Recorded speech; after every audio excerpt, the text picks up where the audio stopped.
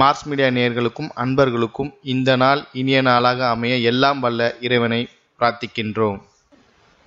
இந்த சேனல் உங்களுக்கு பிடிச்சிருந்தா மறக்காம சப்ஸ்கிரைப் பண்ணுங்க, ஷேர் பண்ணுங்க, லைக் பண்ணுங்க, கமெண்ட் பண்ணுங்க.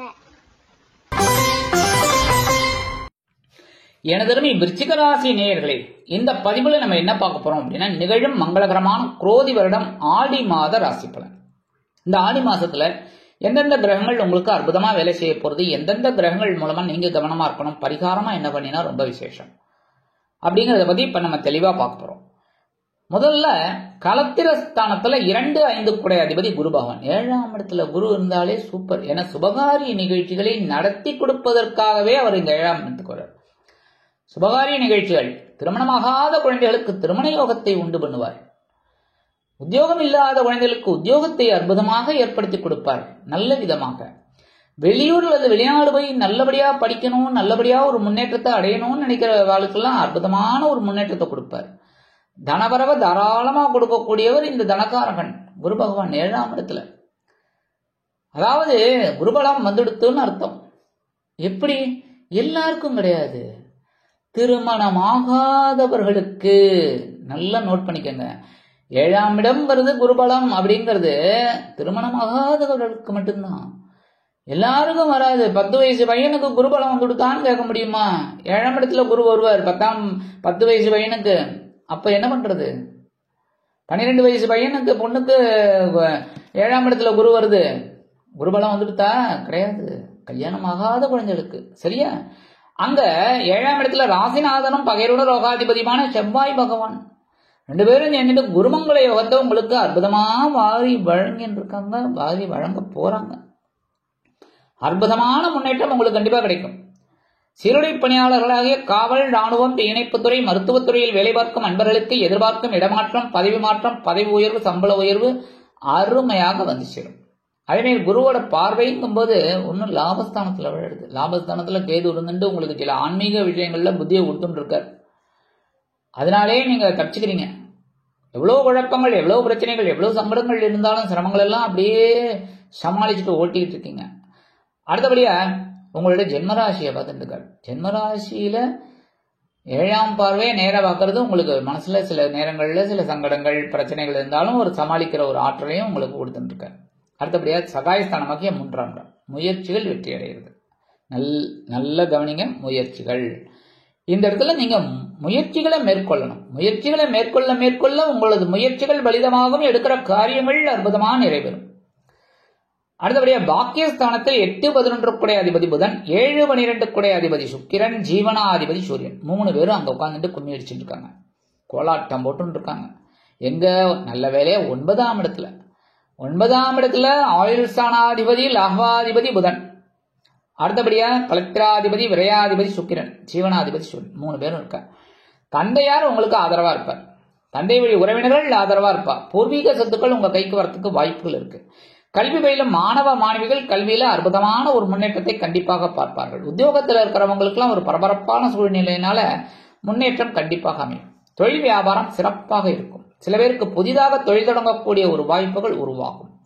வாழ்க்கை துணை ஆதரவாக இருப்பார்கள். சில பேருக்கு விலை உயர்ந்த பொருட்களை வாங்கி மகிழும் வாய்ப்புகள் உண்டாகும். பொழுதுபோக்கு அம்சங்களில் நாட்டம் அதிகரிக்கும். 1/8/2024 முதல் இந்த சுக்கிர பகவான் எங்க வரப்போறாரு பார்த்தீங்கன்னா, ஜீவனஸ்தானமாக 10ஆம் இடத்துக்கு வரப்போறாரு. பரபரப்பா இருப்பீங்க, வேலை பளு அதிகமா இருக்கும். அற்புதமா ஒரு முன்னேற்றம் உங்களுக்கு கண்டிப்பா கிடைக்கும். அடுத்தபடியா லாபஸ்தானத்துல கேது பகவான் குருவோட பார்வையை வாங்கிட்டு இருக்கார் 11ஆம் இடத்துல. லாபங்கள் கண்டிப்பாக உங்களுக்கு வரும். எப்ப? உழைக்கணும். மனதார உழைத்தீர்கள் என்றால் அந்த உழைப்பு உங்களுக்கு வீண் போகாது. அதே மாதிரி குருவோட பார்வை இருக்கிறதுனால சந்தோஷம் உங்களுக்கு இருக்கும். ஆன்மீக விஷயங்களில் நாட்டம் அடைவீர்கள். அதனாலேயே உங்களுக்கு சில பிரச்சனைகள் கண்டிப்பா மனசுல இருந்தாலும் குழப்பங்கள் குறையும். அடுத்தபடியா உடல் ஆரோக்கியம். உடல் ஆரோக்கியம் ஒண்ணுமே கிடையாது உங்களுக்கு. நீங்க சும்மா உடல் ஆரோக்கியத்துல எந்தவித பின்னடைவும் இல்லை. ஆனா நீங்க குழப்பிக்கிறீங்க. நமக்கு என்னமோ வந்துடுச்சு, ஒண்ணுமே இல்லை, நத்திங். அதாவது சொல்லுவார் நத்திங் சீரியஸ், ஒண்ணுமே கிடையாது. அப்படி இருக்கும்போது நீங்க ஏன் கவலைப்படுறீங்க? ஆன்மீக விஷயங்கள்ல நாட்டத்தை கொண்டு போங்க. ஒரு ஸ்லோகத்தை சொல்லிட்டு உங்களுக்கு தெரியுத ஸ்லோகம், பாட்டுக்கள் அதெல்லாம் சொல்லிட்டு அதுவும் இல்லையா ஸ்ரீராமஜெயம் எழுதுங்கோ. அப்படி இருந்த உங்களோட ஒர்க்கில் நீங்கள் கான்சென்ட்ரேட் பண்ணிட்டு அதுலேயே போயிட்டு இருந்தீங்கன்னா கண்டிப்பாக உங்களுக்கு உடல் ஆரோக்கியம் சிறப்படையும் மாதிரி ஒர்க் இருக்கும். சூப்பராக இருக்கும். உடல் ஆரோக்கியம் நல்லா இருக்குன்னு நீங்களே சொல்லுவீங்க. அடுத்தபடியாக பஞ்சமஸ்தானத்தில் ராகு பகவான், 5ஆம் இடத்துல இருக்கிற ராகு பகவான் உங்களை ரொம்ப யோசிக்க வைக்கிறார் எல்லா விஷயத்திலையும். ராகுனாலே பிரம்மாண்டம்.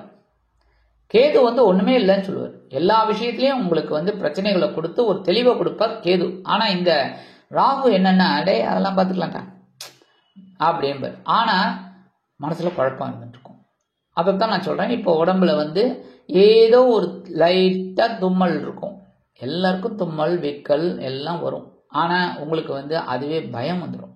ஐயோ இருமின் இருக்குமே, தும்மின் இருக்குமே, ஏதோ ஒன்று இருக்கும், சைனஸ் இருக்குமோ, இல்லை எது இருக்குமா, அது இருக்குமா அப்படின்னு நீங்களே கற்பனை பண்ணிட்டு இருப்பீங்க. ஏதோ ஒன்று கூகுளில் உட்காந்து சர்ச் பண்ணிட்டு இருப்பீங்க, எதையாவது ஒன்று அப்படி இப்படின்னு. கடைசியில் ஒன்றுமே இல்லை. ஆனால் இந்த ராகு உங்களை குழப்பத்தில் தான் கொண்டு விடுவார். என்ன, 5ஆம் இடம் மனசை அலப்பாய வைப்பார். 5ஆம் இடம் அப்படின்னாலே பூர்வ புண்ணியஸ்தானம். அதே சமயம் மனசுல இருக்கிற குழப்பத்தை அப்படி தூக்கி எரிஞ்சிட்டு ஆன்மீக பாதையில வந்தீங்கனாலே உங்களோட அந்த குழப்பங்கள்லாம் நல்லபடியா குறைஞ்சு உடல் ஆரோக்கியமும் நல்லா இருக்கும், மன ஆரோக்கியமும் சிறப்பா இருக்கும். அடுத்தபடியா குழந்தைகளை பார்த்தே நீங்க பயப்படுவீங்க. குழந்தைகளோட வியாதியோ என்னமோன்னு நினைச்சிட்டு இருப்பீங்க. ஒண்ணுமே இல்லை. குழந்தைகளோட முன்னேற்றத்தை கூட பார்த்து பயப்படுவீங்க. ஐயோ என்னமோ ஏதோ ஒன்று. நத்திங். கவலையே படாம மூவிங்ல போயிட்டே இருங்க. சரியா? அந்த மாதிரி இருந்தாலே அதனால தான் ஆன்மீக பயணங்கள்ல நாட்டம் கொள்ளுங்க. ஆன்மீக கோவிலுக்கா போங்க. பக்கத்துல இருக்கிற கோவிலுக்கெல்லாம் போயிட்டு வாங்களேன். இப்ப ஹிந்துக்கள் அப்படின்னா பக்கத்துல இருக்கிற கோயிலுக்கு போயிட்டு வாங்க. மற்ற மதத்தினர் அவங்க ஆலயங்களுக்கு போயிட்டு வாங்க. தேவாலயங்கள், மசூதிகள் போயிட்டு வாங்க. அவங்க இதுக்கு போயிட்டு அந்தந்த பரிகாரங்களை நம்ம பண்ணினாலே விசேஷம். மனசுல இருக்கிற குழப்பங்கள் குறையும். எடுக்கிற காரியங்கள் அற்புதமா நிறைவேறும். இந்த வெளிநாடு போய் படிக்கணும், வெளிநாடு போய் உத்தியோகம் பார்க்கணும், வெளியூர் போய் வேலை பார்க்கணும், வெளியூர் போய் படிக்கணும்னு நினைக்கிற குழந்தைகள்லாம் கொஞ்சம் சிரமப்படணுங்க மாதிரி தான் இருக்கும். ஆனா விநாயகரையும் துர்க்கையும் வழிபாடு பண்ணிட்டு நீங்க ஆரம்பிங்க, முயற்சிகள் பலிதமா. அடுத்தபடியா சுகஸ்தானத்துல சனீஸ்வர பகவான் வக்ரகதியில இருக்கார். சுகஸ்தானத்துல வக்ரகதியில இருக்கிறதுனால உடல் ஆரோக்கியத்துல கவனமா இருக்கணும். 4ஆம் இடத்துல இருந்தாலே அர்த்தாஷ்டம சனி. கரெக்டா? அப்ப மூலத்திரிகோணம் அதே சமயம் ஆட்சி சனீஸ்வர பகவான் வக்ரகதியில இருக்கார். வக்ரகதினா பின்னாடி போயிட்டு இருக்கார். வக்ர பயிற்சி போட்டிருக்கேன் பார்த்துக்கோங்க. நம்ம மார்ஸ் மீடியால போட்டிருக்கு பார்த்துக்கோங்க. அதே சமயம் அவர் பின்னோக்கி போயிட்டு இருக்கார். அப்படிங்கும் போதே நம்ம முன்னோக்கி போயிட்டு இருக்கணும். அப்போ உடனே குறுக்கு கேள்வி கிடையாது, அவர் முன்னோக்கி போனா நம்ம பின்னோக்கி போகலாமான்னு. அது கிடையாது. அவர் பின்னோக்கி போகும்போது நம்ம முன்னோக்கி போகணும். அவர் முன்னோக்கி போகும்போது நம்ம இன்னும் வேகமா போகணும். அவர் மந்தகாரவன், நம்ம ஸ்பீடு அப்படி போகணும். சந்திர பகவான் மாதிரி இருக்கணும். வேக வேக வேகமா போகணும். சரியா? ஏன்னா இதுலயே பாருங்களேன், மகர ராசி சனி பகவான் ஆட்சி, அதே சமயம் 7ஆம் இடத்து அதிபதி சந்திர பகவான். கரெக்டா? அப்ப சந்திரன் மனோகாரகன் வேக வேகமா போயிட்டு இருப்பார். இவர் மந்தம் பொறுமையா போயிட்டு இருப்பார். அவர் வேக வேகமா போவார், அப்போசிட். அதே மாதிரி கும்பம் ஆட்சி மூலத்திரிகோணம் சனீஸ்வர பகவான், அவருக்கு 7ஆம் இடம் யாரு? சிம்மம் சூரிய பகவான். சூரியனை பத்தி கேட்கவே வேண்டாம். கரெக்டா? சர்றன போயிட்டு இருப்பார். அந்த மாதிரி இந்த சனீஸ்வர பகவானுக்கு 7ஆம் இடம் ஆப்போசிட் தான் சூரியன் சந்திரன். அதனால தான் சூரியனை பிடிக்காது. சந்திர பகவான் மத்தியமன் தான், பிடிக்காது தான். அதே சமயம் நீங்க என்ன பண்ணணும் அப்படின்னா ஆப்போசிட்டா வேலை செய்யணும், வேக வேகமா வேலை செய்யணும். அப்ப அவருக்கு ரொம்ப பிடிக்கும். ஏன்னா நம்மளாம் ஜீவராசிகள், பூமியில இருக்கிறவா. பூமியில சனீஸ்வர பகவானோட கதிர்வீச்சு வந்துட்டு இருக்கு. அப்ப நம்ம வேக வேகமா வேலை செஞ்சோம்னா சனீஸ்வர பகவான் ஆதரவு கண்டிப்பா நமக்கு இருக்கு. அனுகிரகம் நல்லபடியா இருக்கு. 3ஆம் பார்வையை உங்களோட பகைர்வன ரோகஸ்தானத்துல பாக்குறாரு. அதனாலேயே உடம்புல பயம் வந்துட்டே இருக்கு. உத்தியோகத்திலையும் பயம், தொழில் வியாபாரத்திலையும் பயம், சின்ன கடன் இருக்கு அதுக்கே பயம். ஐயையோ கடன் கேட்டு வந்துடுவானே அப்படின்னு. என்ன பண்றது? பயப்படாம அதை எப்படி மீட் அவுட் பண்றதுங்கிறத பாருங்க. கண்டிப்பா அந்த பிரச்சனைகள் சால்வ் ஆகும். அடுத்தபடியே 7ஆம் பார்வை உங்க ஜீவனஸ்தானத்தை பாக்குறாரு. உத்தியோகம், சில பேருக்கு உத்தியோகம் எடுத்து. கரெக்டா? ஆனா இந்த 7ஆம் பார்வை ஜீவனஸ்தானத்துல விழுறதுனால நீங்க என்ன பண்ணணும்? நல்ல உத்தியோகம் தேடிக்கோங்க. That's all. அடுத்தபடியா 10ஆம் பார்வை உங்களுடைய ஜென்மராசியில விழுது. ஆல்ரெடி குருவோட பார்வையும் விழுறதுனால உங்களுக்கு ஓரளவுக்கு சமாளிக்கிற ஒரு பக்குவம் உங்களுக்கு கண்டிப்பா கிடைக்கும். இருந்தாலும் உடல் ஆரோக்கியத்துல கொஞ்சம் கவனம் எடுத்துக்கங்க. சரி, பரிகாரமா என்ன பண்ணினா ரொம்ப விசேஷம். விசாக நட்சத்திரத்துல பிறந்த அன்பர்கள் எம்பெருமான் முருகப்பெருமான வழிபாடு பண்ணுங்கோ. அனுஷம் நட்சத்திரத்தில் பிறந்த அன்பர்கள் ராகவேந்திர சுவாமிய குருமகான் ராகவேந்திர சுவாமிய வழிபாடு பண்ணுங்கோ. கேட்டை நட்சத்திரத்தில் பிறந்த அன்பர்கள் பெருமாளை வழிபாடு பண்ணுங்கோ. இந்த மாதிரி பண்றதுனாலே உங்களுக்கு இந்த ஆடி மாதம் அற்புதமான ஒரு மாதமா கண்டிப்பா இருக்கும். மனசுல இருக்கிற கவலைகள் குறையும், சந்தோஷம் இருக்கும், எடுக்கிற காரியங்கள் சித்திக்கும். ஆக மறுபடியும் சொல்றேன், விருச்சிகராசியை சேர்ந்த விசாகம் நட்சத்திரத்தில் பிறந்த அன்பர்கள் முருகப்பெருமான வழிபாடு பண்ணுங்கோ.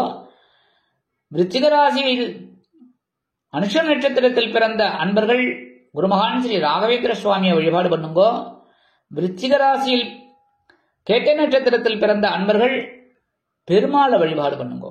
இந்த மாதிரி பண்றதுனால குரோதி ஆண்டு ஆடி மாதம் உங்களுக்கு அற்புதமான ஏற்றம் தரும், மாற்றம் தரும், இனிமைகளை அள்ளித்தரும் மாதமாக அமையும் என்று கூறி விடைபெறுகிறேன். நன்றி, வணக்கம். மீண்டும் ஒரு அருமையான பதிவில் நான் உங்களை மனமகிழ்ச்சியோடு சந்திக்கிறேன். வாழ்த்துக்கள். வாழ்க வளமுடன். இந்த சேனல் உங்களுக்கு பிடிச்சிருந்தா மறக்காம சப்ஸ்கிரைப் பண்ணுங்க, லைக் பண்ணுங்க, ஷேர் பண்ணுங்க.